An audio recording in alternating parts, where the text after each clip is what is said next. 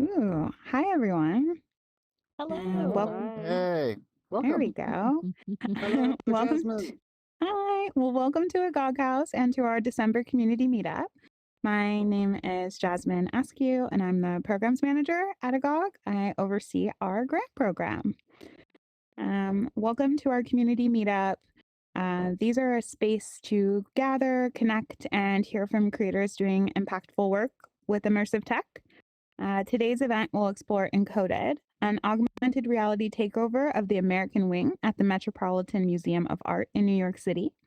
The panel will feature some of the key figures who helped to make this intervention possible, including co-curator Tracy Renée Rector, exhibiting artist Cass Gardiner, and founder and creative director of Amplifier, Aaron Huey.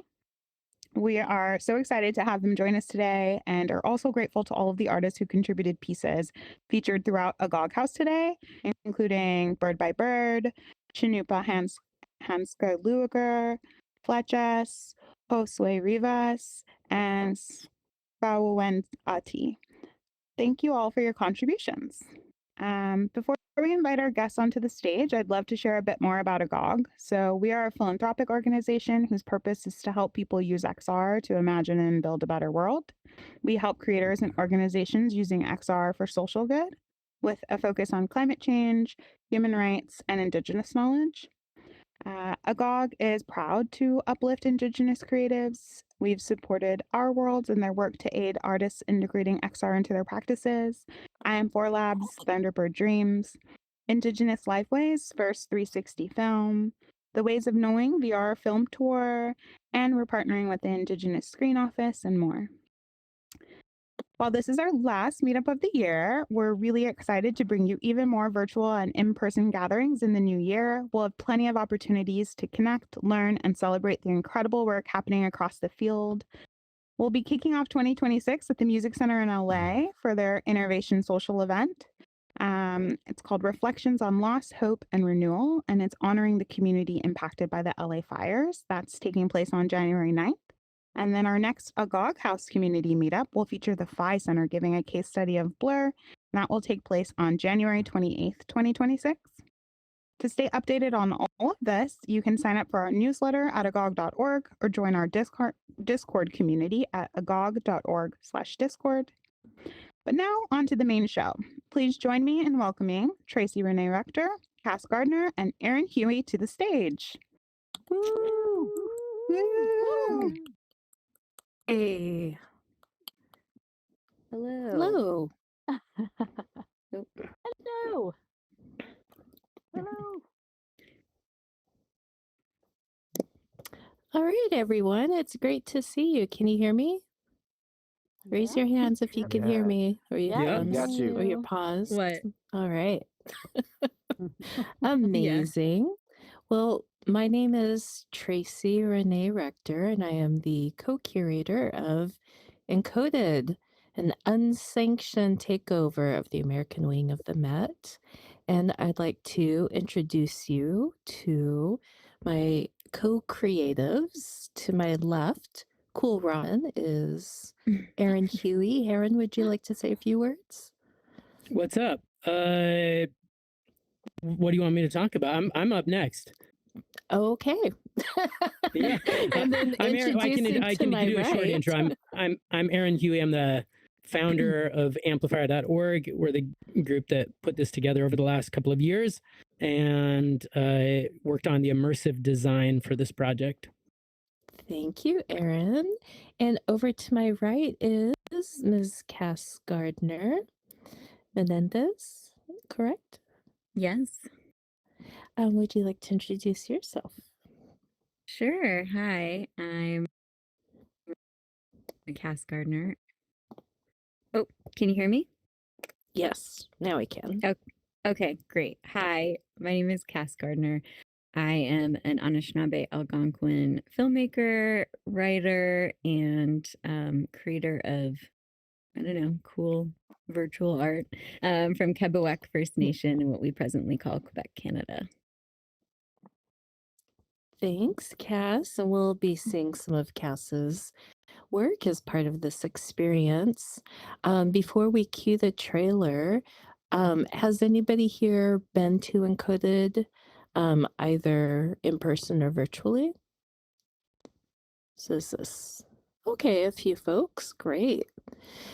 So, this will be an introduction or a new way of experiencing the exhibition. And with that, we will cue up the trailer. Go for it.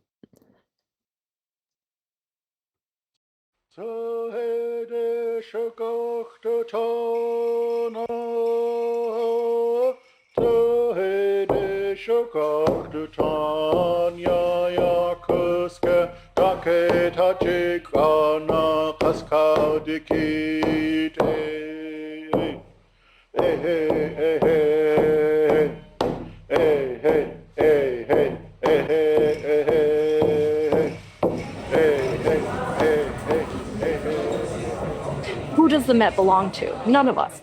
Really, none of us. It belongs to all of us. Yo-ho, yo-ho, ana yo-ho, we-ya-hey. Yo-ha, yo-ho, yo-ha, yo-ho, ana yo-ho, we-ya-hey. Yo-ho, ana yo-ho, we-ya-hey. We as visitors also come to look at what is on display, but we bring with us our own archive and our own histories. When I see these works dance across these landscapes, I think of history being a narrative that's frozen in time and culture being something that's alive and continues. And their dancing is a symbolic representation of a culture that thrives and survives the static aspect of history.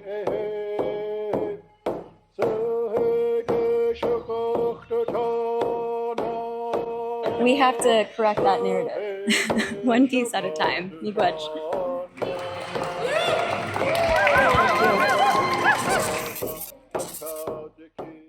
Hey, yeah, thank you. It's always beautiful to see that trailer, which was edited by Aaron Huey over here to my left. Aaron, we are now ready to hear the origin story of Encoded. Can you share Okay. a bit about that journey? Thank you. Yeah, I can do it. It'll be a little bit brief. Tracy, will you step forward a couple of steps here inside the screen, a little tiny bit there? There you go. Is that Excellent. better? Okay, Yeah. great.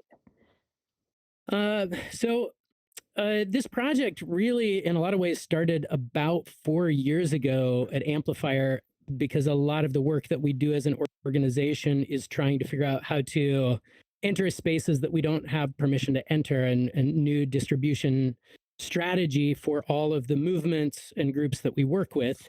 And I'll cue Mike. Can you pop up the beginning of the video? I won't be able to keep up with this, but it'll be a lot of the images and sketches that kind of led up to this. I went back through my phone and found all the first photos and scans that were made in 2021. And the original idea was I was looking at this sculpture, and we were looking to take it over with an artist named Cleon Peterson. Cleon was doing a lot of work about police brutality and the murder of Black people in America. And he'd been doing these sculptures. And the first time I saw this, I saw Cleon Peterson's work in it. And so we mocked it up, but we were never able to make it happen.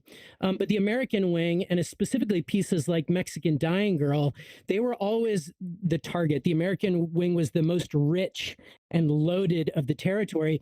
We just didn't have the tech really ready to wrap 3D pieces with 3D pieces until this project and until this funder.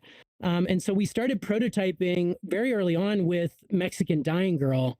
And Priscilla Dobler-Zuhl, who lives between Tacoma and her Mayan roots, put together this tapestry using a found cougar pelt and the Mayan cosmology stitched onto this textile piece. And we worked to scan this piece and then model it as a cloth in Blender that would live over the top of and cover Mexican Dying Girl. And ultimately, this piece had to be perfectly molded, and the camera had to recognize it and lay it exactly on top of the sculpture. And we couldn't do this years ago, and it went through many, many iterations. Some of those were sketches that we made, and this was the final output that we were able to actually get it attached so that you could see it from pretty much any angle. And there were others that didn't work. That kind of thinker didn't work. All of the behind the scenes of trying to understand how to get these cameras even in complex lighting scenarios. This was us charting light paths to understand what targets would work and would not work. This was an early prototype for a piece that didn't work. The bronzes didn't work. So for everything that you saw, there were another 20 pieces like this that we couldn't get the match. Ultimately, most of these did work, and a lot of the most impressive ones were 2D pieces, like this one by Chinupa Hanska Luger. This was really a favorite. This is not a new way of working. This is just an alpha masked series of PNGs, thousands. I mean, I think some of these were 3,200 transparent PNGs in a sequence that created the movement across the canvas. That piece that you saw was Chinupa drawing where he wanted to start and end, and we just worked back and forth with artists to sharing how the alpha could work and then guiding them through the process using sketches. This is Tracy doing an early test. You know, in the beginning, it was just like a red rectangle to see if we were getting alignment on the edges. And ultimately, we kept stepping up the resolution of these tests until they finally worked. I'm trying to think of what the next slide is here. Yeah, this was before ultimately Josue Rivas's piece took this over, but ultimately this ended up being one of the more powerful pieces. I don't think I put the final one in here, but it had Ocosia. And, you know, people, I think seeing this, it seemed like it really worked, but a lot of things didn't. Originally, we were supposed to have figures on top of the building.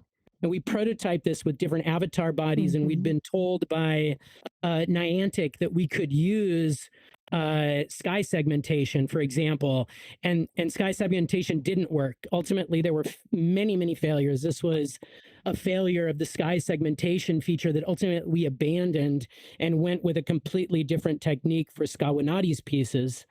And I wish we could talk about each one of these kind of artist design processes, because each one of them, we could talk for 30 minutes about what it took to take 2D images of Skawanati's avatars and create 3D interactive pieces that could move into different worlds or work in AR. They all had to get recreated from scratch. There were no 3D avatars for Skawanati's work until this project. Or taking like Demian's work, that was, we just had a photograph like this, and we had to figure out how to design 3D neon with another artist and figure out how to get the glowing effect that ultimately we installed inside of the fountain in the atrium of the Met.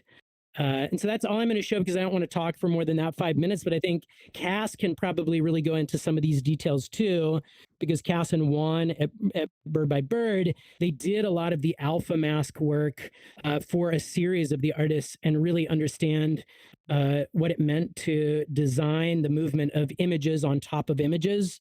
And especially one of the things I really love, Cass, about your all work is one of the things that we did when we were designing those alpha masks was we made transparent backgrounds because we really wanted to see the surface of the paint. We didn't want to replace the image with a full video file because we really wanted that magic of an augmentation going across the surface of the actual canvas itself. It's really simple to do like a rectangular replacement edge to edge, but it doesn't create that magic of seeing the actual shimmer on the painting and the surface of the paint that we could see when Chinupa's dancers danced across with a transparent background on top of that paint. And the same thing, Cass, with yours, instead of just taking it over, it really starts to fade in the pixels and transform from paint ultimately to pixels. And you all just did such an incredible job with that. And we're going to see that piece. It's off to the side over here, I think, after the talk is over. So I'm going to yield the floor to these, to the rest of the crew. Yeah, thanks so much, Aaron. And You bet. I learned so much hearing from you and about this process. There are many layers and much effort that went into creating the foundation for this to happen.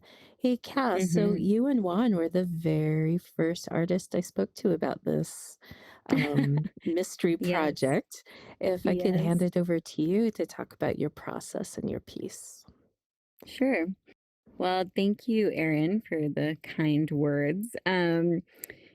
It was, I mean, to your point, I think that what I liked about the curation and like the tech is that I think through this like AR kind of experience, you really get to be in conversation with the work that is pre-existing in these like, you know, kind of American masters and this all of these like statues and kind of the work because you know, I have an art history background. I studied it in school and I was always very frustrated at like this very like specific Eurocentric lens.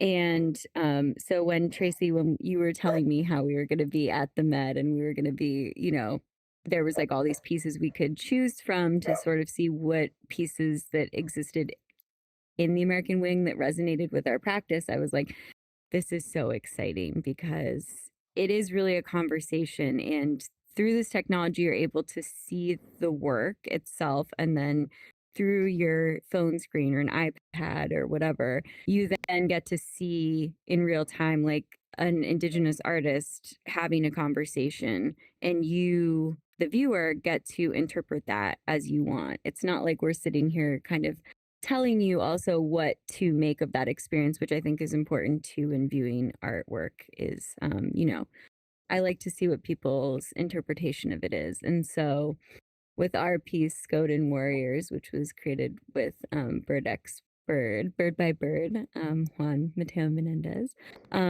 we really wanted to kind of keep the background and the landscape of the painting because that was like the important part. That was what we were directly talking about, is the fact that these American masters painted these landscapes, and specifically this Jerome B. Thompson, this painter, made a whole career out of kind of, he had like a studio where you would go and visit and he would have these landscapes. And it was this very idyllic, bucolic sort of what we like to say, and I think is kind of popular now for Native artists, is this idea of like the untouched landscape, which in fact is of course false. Native people had been touching this landscape intentionally for tens of thousands of years. And so being able to challenge that directly by putting our art, putting our stamp the way that we saw art with this landscape was a cool thing that we could do thanks to Aaron's technology and your creation, Tracy. Aww. It's pretty special to walk through the Met and start hearing the familiar sounds of the game. And I wonder if you could just share a bit about that inspiration, because not everybody I found knew or understood, or if they're not from the States, knew about Work and Trail. Yeah, it's a very American game, which is apropos because we're in the American Wing, I suppose. But yeah, when I was, so what like what Bird by Bird and I like to do is kind of think of pop culture references and like technology and gaming and sort of putting an Indigenous, sort of a native lens on it, if you will. So when I was looking at the landscapes, and again, this idea of this, you know, manifest destiny, unspoiled wilderness that was, you know, virginal and for the taking, it it reminded me of being a kid in school and computer lab classes, and having to play the Oregon Trail, which was literally one of the games that we like had to play. And it is, you know, you get to cosplay being a pioneer settler and part of Manifest Destiny. You get to literally expand westward. You are in like a covered wagon, and there's all these different kind of obstacles, like someone gets cholera. And I remember even as a kid being like well, this is like slightly uncomfortable because the Native Americans in that game either try to attack you for food or you have to try to steal the food from them in the version that I grew up with. And so yeah, it was this kind of like we were definitely the villains in that scenario. And then as like, you know, a little kid playing that game, you're like, well, I think I'm supposed to identify with the settlers, but like technically I would be those people here. So it created this like interesting tension for me, of course. And so I brought that into this idea of like kind of like the soundscape is similar to the Oregon Trail. So you hear that when this piece comes up, and then you have the two native people who are in this like old sort of 80s, 90s computer game bit sort of thing. But we're kind of subverting the narrative and we're making it so that, you know, the native people are more the protagonists and they're like, oh, I hope these people don't like intend to stay.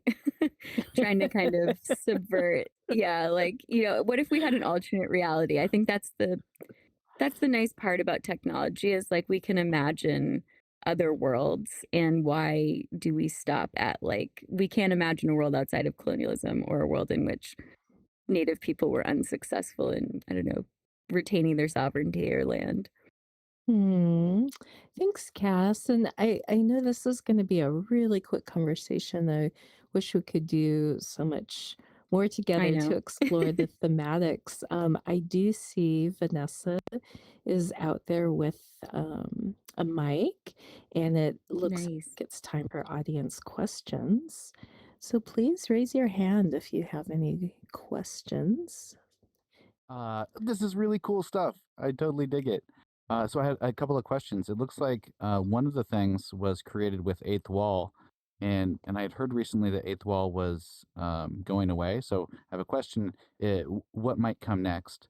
And speaking of coming next, are you allowed to tell us what's coming next? Since these are kind of like surprise engagements, but I'm excited to. I live on the west coast of the U.S., and so I don't make it out to the Met very frequently. But thank you, great work. Oh yeah, I Yeah, can speak Aaron, to do you that if it's all want to right. take this? Sure. Yeah, so this is a very active conversation right now. Eighth Wall, from our understanding, is going away at the end of February. So anything not all the way built and executed by then will never be able to be changed again. They've committed, we are told, to upkeeping for the rest of the year. I don't necessarily believe that, but nothing else can get done past the end of February. And this is important because Amplifier is working on another project with a group called Up in Arms, placing elements of the nuclear arsenal inside of K-12 classrooms to look at the trade-offs that are happening when we spend X trillion dollars on military budgets and nuclear expansion. What is the trade-off? How many teachers are we not hiring? How many schools are we not building, et cetera, et cetera? So those elements, you know, we'll see this come out early next year, but we have to build it out ahead of the end of Eighth Wall.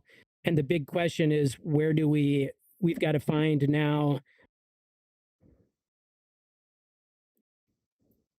void actually now is there's going to be a huge void with that disappearance. So Aaron, also I heard in the question, I guess maybe two parts. What's next for Encoded, and then what's next for Amplifier? Oh, sorry, I spoke to what's next for Amplifier. For Encoded. I've got to confirm with Cleo, but we're trying to extend this more months to be able to have this as long as Eighth Wall exists. I think that it should be possible. We're still in conversation about how many months we can pull that off. But yeah, I would anticipate this will go in through the end of January at least. Great work. Thanks so much. Thank you. And thanks for the question, Stone Drew. So we have actually some questions coming from our YouTube stream. So can you go into detail about the 3D scanning process at the Met? Did you need some type of approval? Yeah, do you want to just... No, so this was an unsanctioned project. So Amplifier set up shop essentially in the Met as a second office where we just worked out of the members lounge secretly on this project and in various cafeterias. And between Amplifier staff, myself, and an intern that was working with Sutu's team, we would just make trip after trip after trip, scanning, testing. In some of the behind the scenes, you could see the mesh results of what a Mexican dying girl looked like, you know, in the camera vision. Same thing with a piece called California that didn't work out, but we would have to scan and try all kinds of ways of like including some of the background, not including the background, because the 3D reading especially would get really confused, and we had to prototype that quite a bit. And so, yeah, they did not know. We made, you know, dozens of trips, hundreds and hundreds, maybe 1,000 hours of trips and testing to the Met. This was not a quickie project. Oh, it looks like we may have just lost Tracy. I did. Hopefully she'll be able to hop back in. I did have another question, and there's been a lot of questions actually that have come in around, you know, you had such a powerful kind of marketing strategy around this. I feel like from the launch on Indigenous Peoples Day through the last couple of months, it's just been, you know, all over everyone's feeds and just doing, you know, really incredible visuals and just curious how that originated and how it became kind of so successful in getting onto everyone's radar. I think if you look at Amplifier's feeds, we don't really have a formula for how we build our social content, and it's because we have to feel it as the people making it, and so it often gets made very organically. Like on the day of the launch video was made between I think probably 10 p.m. the night before and 8 a.m. on launch day. Really organic process, but the goal is always as much of the pure artist's voice as possible. And so I think that it works. All these videos worked because it was truly the artist's voice. And in doing that, it people feel that. It doesn't feel like some kind of mass spread template. And also the artists want to share it more themselves. And so, and also just with 17 powerhouse artists, all of these artists had these huge audiences. And so that helped. Tracy's work helping like build a lot of PR connections with Al Jazeera Plus. Pieces are still coming out. We just had a big piece out in The Stranger in Seattle. Art News came and did a tour with us. Hyperallergic. I'm also a little surprised that mainstream press primarily shunned this, and it's not because we didn't reach out. I see all these pieces in the New York Times about best shows, and there's kind of sloppy pieces about what's up in New York this week. We contacted half a dozen people there, and they refused to engage this project entirely. And I had connections there. Other people had connections there.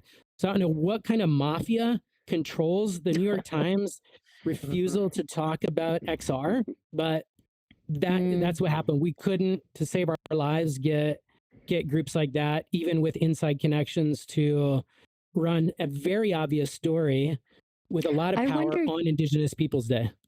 Yeah, I wonder too if it has to do with the fact that we were successful in creating an unsanctioned takeover, and that these are Indigenous peoples. I'm sure some legacy media was a bit threatened by that. Yeah, I don't know. You'd think that would be a good news story. Yeah. Yeah. And yeah, so just building into this, I'm going to take one more question that sort of has come in that we've actually gotten a few similar questions, but building off of that in terms of building this really like word of mouth experience, how have the reactions on site from people who've experienced these pieces in person, how have they kind of helped to fuel that buzz, and what is that IRL experience like? Yeah, Tracy, speak to this. You've been on so many of the tours. Yeah, so I just returned from New York, doing quite a few tours through the Met. Actually, Cass and I did both contributed to the tours, but anyhow, most recently, I would have to say that there was a contingency or a cohort of people who found out about the tour through AJ Plus or Hyperallergic. And so walking people who signed up through the tour, which there were many groups of 10 at a time, we would also just hear the familiar sounds of what was part of the exhibit and started talking to people who had never been to the Met before, but saw an article about this work and chose to go to the Met as a family experience.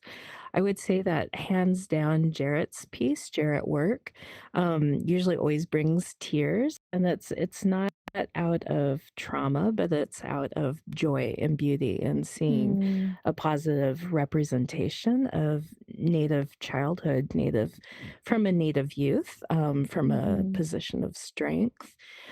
We've had some really fun people come through, like Channy Nicholas, the famed astrologer, Yes. Sarah Ramirez, the actor.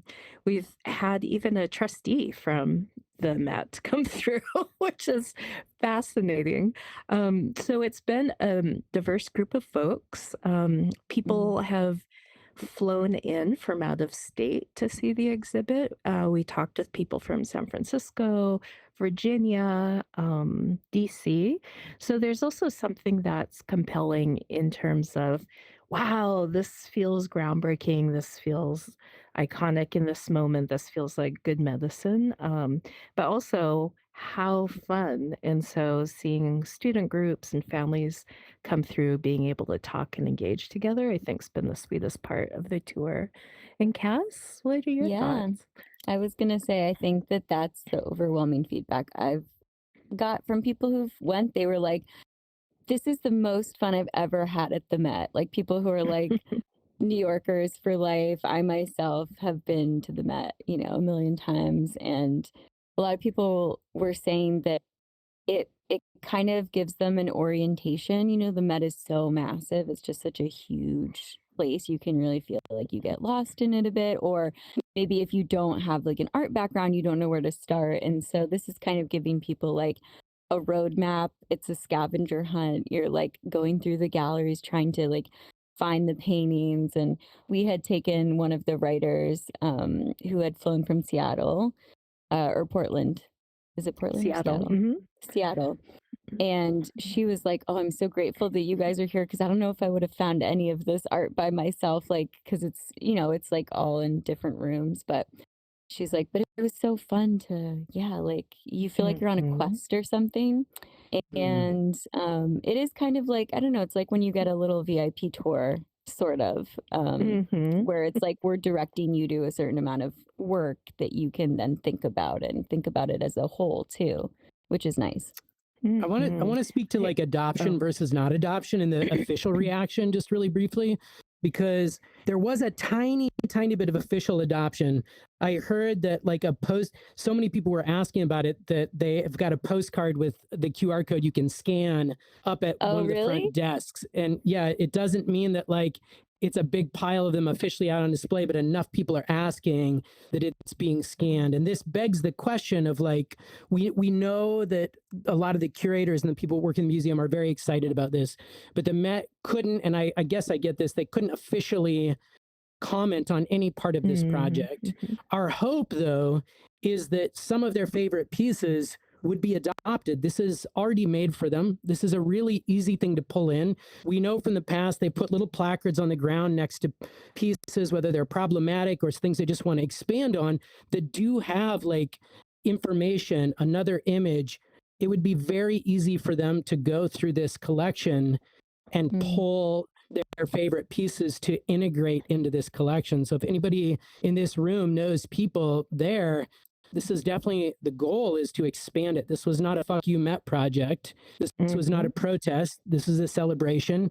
And an easy way to do that would be to just integrate some of these pieces and keep them there. Yeah. Well, it's a celebration, but it's also like and it's also, I feel like right now in the political climate of the United States, it's really important to prioritize what stories we tell and how we tell them.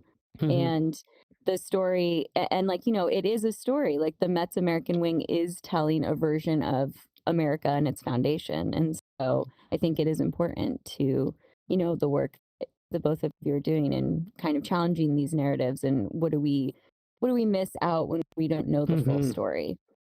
And the more challenging ones were why we did not ask for permission. We know a lot of artists that are well connected. The Met said, hey, we can help organize this officially. Just do it official. They'll be really excited. But we knew that if we did that, there would be pieces like the murder of John Williams, by Nicholas, that they would not want in there. It's the soundtrack of John Williams' murder by police in Seattle. Or they wouldn't want, the ash basket grenade in front of George Washington. They'd say, well, this is a little too spicy, or that's a little too spicy. And so for that reason alone, we said we cannot do this in partnership. It has to be, we have to do it under our own terms, under the artist's terms. Absolutely. There was a social worker student group from Hunter's College that came through, and they were asking about that too, and just thinking through the use of technology and the impacts on mental health, but also the stories that we experience and what are prioritized, and acknowledge that, from their point of view, doing this without permission also carves out a deeper path towards authentic self-representation and self-determination. Yeah, very native. Something we're used to doing. Is being like, we're not going to ask because we know the answer will be no anyway. And we know that nobody wants to, we're very much like, I feel like as native artists, like an island out on our own. And we're like used to just being able to like, how can we get it done? And figure it out. Yeah, this is a very some duct tape native on it. We're good. Yeah. As long as it's out there, it's good. So Love it. I want to give one last chance to anyone in the audience to ask a question, and then we're actually going to hop into a tour of Agog House, where we have some incredible pieces from this exhibit set up in Agog House, which will give a tour with Tracy. But I just want to give one last chance to anyone in the room who has a question. So raise your hand, or we jump into the... Okay, I pass it to Raul. Thanks, Raul.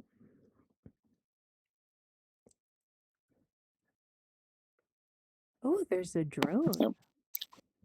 Okay, lovely. Super jazzed to have the opportunity actually to do a bit of a tour in this space, and especially now that we've got some more context for the pieces, the work, how they came to be, and we've got one of Cass's pieces specifically up, which y'all will see in just a second. That'll be our first stop. The way that this is going to work is we've got 3 locales throughout the world. We're all going to travel together in groups in front of these paintings, which will then get activated with a faux version of the AR that's actually present at the Met. And it's triggered individually. So what you see is not necessarily exactly what I will see or what the person next to you will see. The timing will be different for each of you depending on when you come up to those paintings. So just note that for yourself. If you want to restart the AR activation after it's concluded, and if it doesn't restart on its own, you can simply walk away and then back up to that space. And I can show you the triggers as we go individually. Our first stop is going to be just to my left here, and I'll start walking. Trace, if you want to walk with me, and everybody can join in. Okay, so there's a little stair set down here, which we'll walk down. so everyone can follow. Oh.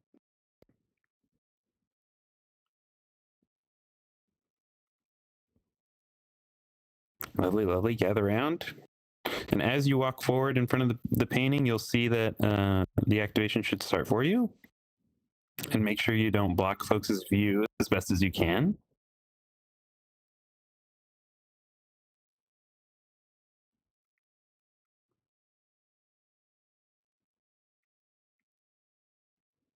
Right. Okay, so this is Cass's piece, which she made with Bird by Bird, as mentioned, Skoden Warriors. So you see a little placard if you want to read a bit about the inspo, but Cass spoke to it herself. I'll wait for both of them to get down here as well, and maybe add any additional context. Sorry, I was taking a photo. We're being tourists. I was taking a photo out there, yeah. So, Tracy, I'll just hand you the mic real quick if you want to say a bit more about reaching back out to Cass initially. And Cass, if you have anything that you would like to say about the piece as well. Is it working? Yeah. Okay. Ah, nice. Hey, everybody. So you just have to grab it with your controller there. You'll use that middle button, the grip button there. Okay. And if that's not working, you can just speak. Everybody should be able to hear you here. Okay. Well, let's just go straight to Cass. Cass, when we first spoke about, can we get? I was gonna try again. Oh, hey, You got it. I did yeah, it. And then you just pull, There you go, on your nice. front trigger to speak. Okay, everybody. It's good to see you here in the field of poppies and daisies. Cass,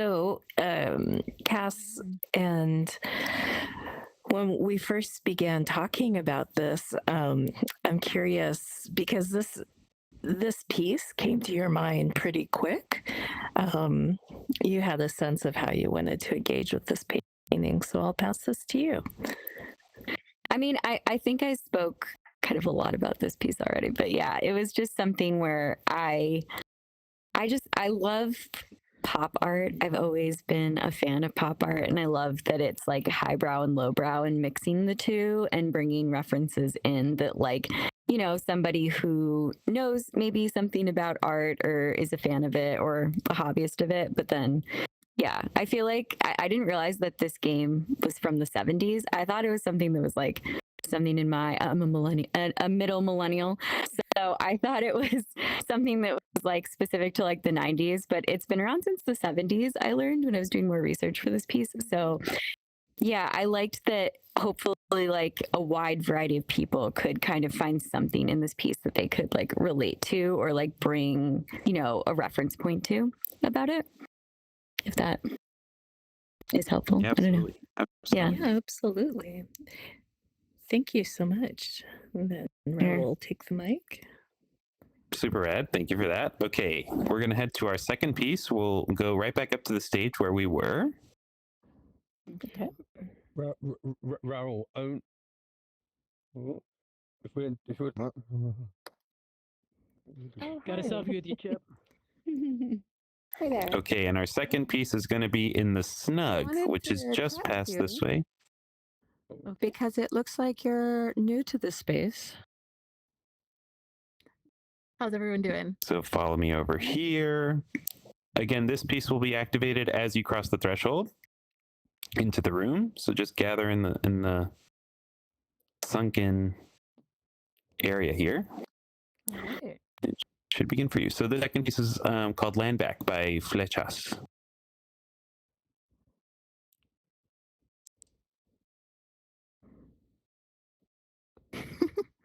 Oh, it takes It a has second to not load, I started. think, maybe. Yeah, it does take a sec. and you need to be down on the carpet. So There it is. walk Once down into this the painting carpet. spoke of conquest, yet the river flowed before the oars, and the land lived before the battles.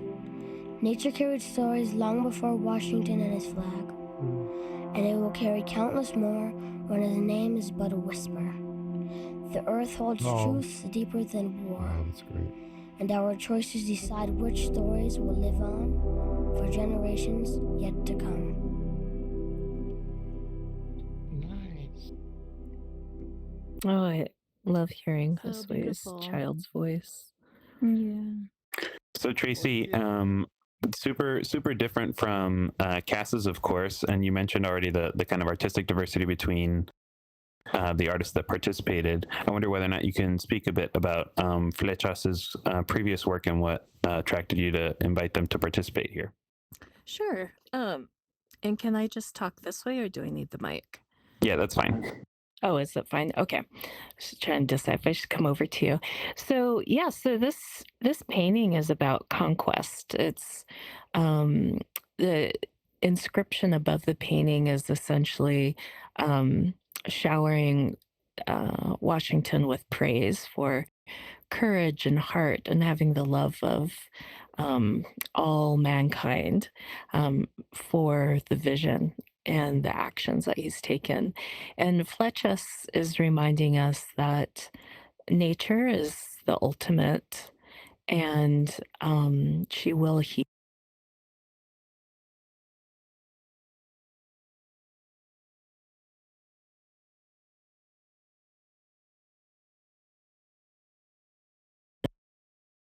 That nature level. So it's kind of a redirection of the very kind of patriarchal domination and submission context that we find in, you know, colonial settler narratives. And for me, understanding that the young person's a family member of one of the creatives, and it's a creative collective, I think also resonates with this idea that we're stronger in numbers, and healing comes from when we join in solidarity across bridges and visions and experiences. Thank you for that. Tracy, Yeah. can I ask a question, Tracy? Yes, please. I'm sure right. How many artists did you need to approach to get 17 to participate? Or were there people who were skeptical? How enthusiastic were people to come on board? Oh, great question. So we actually were slated to have more artists, just as a heads up, that would have shown a bit more the broader diversity of Indigenous peoples living on Turtle Island.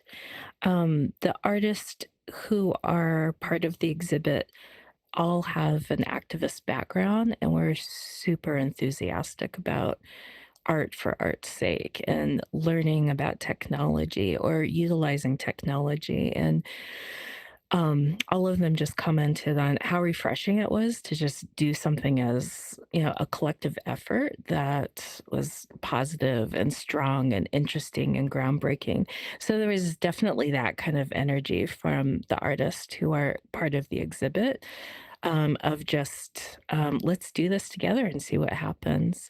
There were a few artists who decided not to participate who were concerned about the political ramifications or implications of choosing to be part of an unsanctioned show. But we haven't found that there's been any retaliation so far. But they needed to think through that for not only themselves, but for their teams that they represent. And then just, yeah, ultimately the timing was amazing. You know, this has been a hard year for a lot of folks. And so there is definitely some agency that people shared that they had as part of this creative process that just felt really important and good in this moment. And I see Aaron over there. Yeah. Hey. Hey. Did you want me to add anything? Or what's up? Just in case if you had anything, I think overall the artists, have just expressed. I mean, we could do a 30-minute talk on each individual piece. We could talk so much about every piece and what went behind it. Like the group that made this with Josue, we've worked with them for 8 years. This was the very last piece that got finished in the show because we needed a piece that really owned that middle space in the right way, because this is the largest painting in the Met, and we knew it had to be done right. This was a commission that we entered into at the very 11th hour into a dialogue with the artists for this piece, and it was possible because of a long relationship with the artists and knowing that they could pull it off in 2 weeks' time. So. Yeah, and going to your question too, the artists who chose to participate were all within a circle, a network of people that we knew could and wanted to go for this because it was such a quick turnaround. Yeah. Okay, folks. Now, as we move to our third location, those of you that are on PC will actually see Skawanati's piece, which is installed right up here. Her three sisters, her superheroes.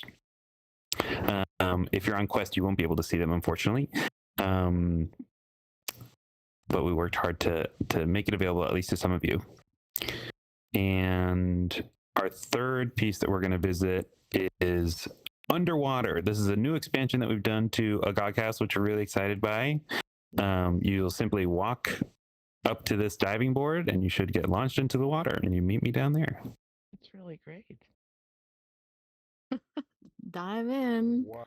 Hello. Welcome to the underwater world. Okay, so you should be floating a little bit. Movement is slightly different down here. This is great. So if you can't see me, I'm waving my hand. And we're actually going to head to a space called the Grotto, which is right behind me. Trigger grab is swimming. Maybe off wrong.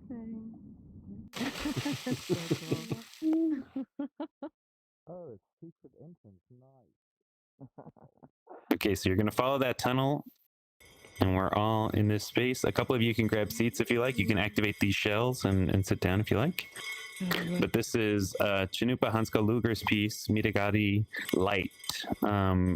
He's done a bunch of pieces, and this is simply one of them.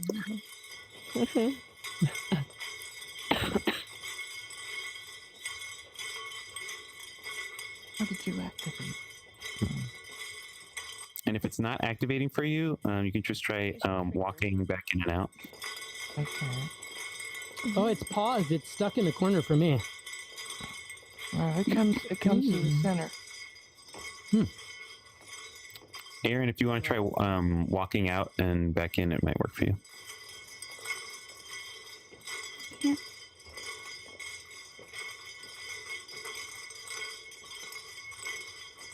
Are others seeing it okay? Yeah. Yeah, I see it fine. Yeah. Okay. Yeah. Oh. Yeah. It's awesome. Killer. So cool. I think we may have had Tracy drop out, so I'll ask Aaron to maybe say a couple words about this piece if you can. Yeah, this is, Chinupa did so many pieces. These dancers, Chinupa had 7 different dancers, and he's done a lot of different things with them. He's done physical live performances. He took over Times Square in New York with this series. And we knew that it was something we could transform fairly quickly across a large portion of the Met, that his figures could dance across the kind of, quote, empty landscapes of the untouched West. And so we went to him and asked him how he'd like these figures to move across the landscape, and then animated these alpha masks, which is a really pretty simple AR approach, but was really one of the most impressive, I think, of the show, especially the yellow room where the pieces danced across 5 different segments.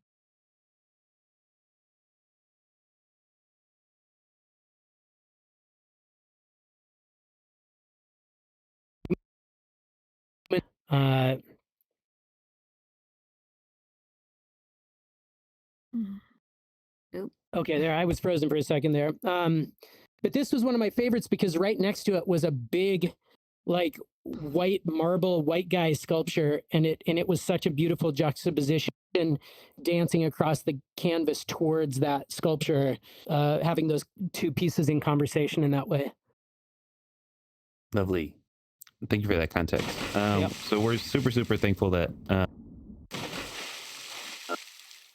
these came in and participated. Wish we could have featured even more, but super thankful that we got in what we could. I'm going to now have us leave this underwater area, and I'll show you how to do that. We're going to head over to the big trunk that's in the center of the lake, and you'll follow me there. Question. Yeah. If people couldn't make the meetup today, can they visit Agog House and see these pieces activated afterward? And how long will they be up, if so? Jasmine, what a good setup. Thank you. Yes, so if you're watching on the stream or you weren't able to join the event, yes, you can check this stuff out in Agog House. It's a publicly available world, so you can definitely check us out there. And the pieces will be up through the end of the year, maybe even just for a week or 2 in January as well. We're going to go inside this building here. That's very cool. Okay, so you're going to walk inside here and just walk up through this little tunnel of flowers and wind, and that'll launch you back outside. Hey, Aaron. Hey. And we're back. Nice. Awesome. That's been Oh, awesome. my Yes. gosh. Pretty soon. That's okay. Okay, so that concludes the official tour. We really appreciate you guys being here. Of course, feel free to hang out and chat or revisit any of the pieces on your own. We welcome you to do that. Thank you again to our speakers. Super appreciate y'all being here. Yeah. And thanks for sharing everything. We really appreciate it. Cass. And we should just mention that the exhibit is on at the Met through the end of the year. Just wanted to remind everyone that the exhibit is on at the Met through the end of the year. Tracy, do you want to say anything else? Yes, and please let folks know to go check it out in person. If they're New York residents, it's sliding scale, so it's a great event for families. Amazing. We hope everyone gets the chance to go check it out. And we're just so grateful, Tracy, Aaron, and Cass, for today. It was really enlightening and just it's really great to get a little behind the scenes of how this came together. So congrats. Yes, thanks so much, everybody. Thank you. Thank you. Thank you. Really inspiring work. Thank you. Thank you so much.